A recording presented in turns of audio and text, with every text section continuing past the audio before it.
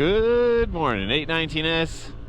It's a nice day today, a little on the cool side, but it's definitely good. And next week it's supposed to get up to 22, which is great. And then low temperature that day will be in the double digits also, so I think spring is right around the corner.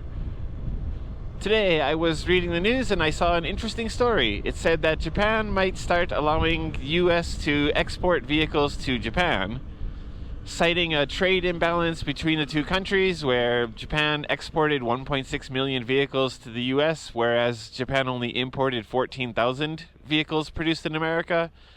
I guess this whole thing came about because of the Donald Trump tariffs. It was part of the negotiation that Japan would allow in US vehicles. In the past, they were restricted because of safety standards. And I think that's interesting because Japan is a little bit of a paradox when it comes to this kind of thing, at least in my opinion.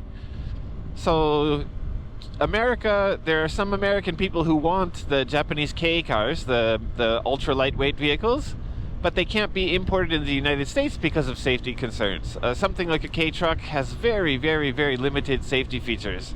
So they're considered unsafe for American roads, whereas US vehicles, I believe the ones that they're mentioning, are basically the same as they would be in the US with crumple zones and airbags and things like that.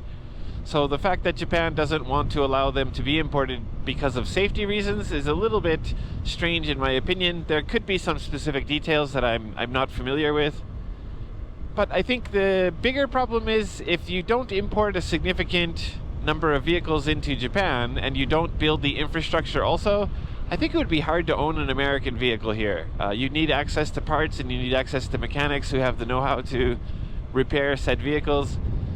I think it'll be an interesting experiment to see if Japanese consumers are willing to buy imported US vehicles.